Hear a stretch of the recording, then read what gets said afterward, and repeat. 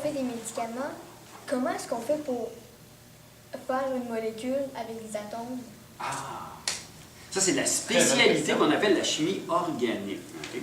Il y a plusieurs spécialités en chimie, comme par exemple, si vous devez savoir qu'il y a des ingénieurs qui font différentes choses. En électronique, il y a des ingénieurs en informatique, il y a des ingénieurs... en chimie, c'est pareil. Il y a des chimistes qui font des polymères, il y a des chimistes qui font des plastiques, puis il y a des chimistes qui font des médicaments. Puis ça, c'est des spécialistes qu'on appelle de la chimie organique. Qu'est-ce qu'ils font, ces personnes-là? Ces chimistes-là, ben ça, je le sais parce que c'est ça que je fais. Ce qu'on fait, nous autres, c'est qu'on part, par exemple, d'une molécule, puis là, on va la modifier. On va changer. Dans notre laboratoire, on fait des réactions chimiques très spécifiques qui permettent de changer. Par exemple, je vais commencer avec le composé chimique A qui contient 5 atomes. Puis là, je vais faire une réaction, puis je vais faire une molécule B qui contient 8 atomes avec. Puis là, je vais construire une molécule. Puis quand je vais avoir la molécule que je veux, je vais la tester. Des fois, on les fait sur des cellules, des fois, on fait sur des animaux, puis on voit l'effet que ça donne. Okay? Puis là, on sait si l'effet est bon ou pas bon.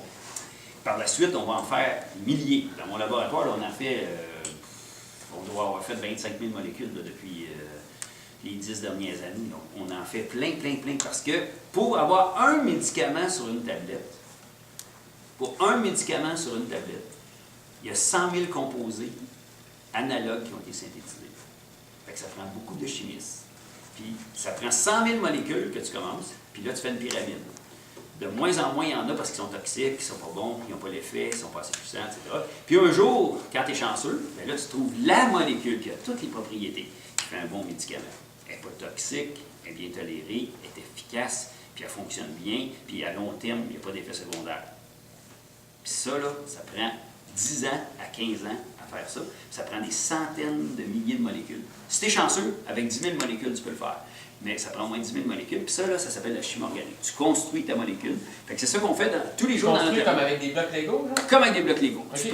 Tu pars par exemple avec une base, puis là, tu vas rajouter une antenne, puis tu en mets un autre, puis tu mets un autre atome, puis tu changes, puis tu l'agrossis, tu la diminues, puis tu la testes. À toutes les fois, on travaille avec des biologistes, avec des biochimistes, puis eux autres, qu'est-ce qu'ils font? On leur donne nos molécules, puis eux autres, ils les testent. Puis là, quand ils les testent, puis là, ils disent « Ah, elle est meilleure que ta molécule A. » Donc, on travaille avec la molécule B parce qu'elle est meilleure.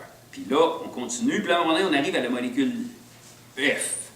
Puis là, il dit non, la F est moins bonne que la E que tu avais. Fait que là, on met la F aux poubelles, puis on travaille sur la E, puis là, on la change, on fait une autre version. Puis on l'améliore comme ça, puis on travaille toujours, les chimistes, ils ne travaillent jamais, c'est comme les scientifiques, ça travaille toujours en équipe. Ça ne travaille jamais tout seul.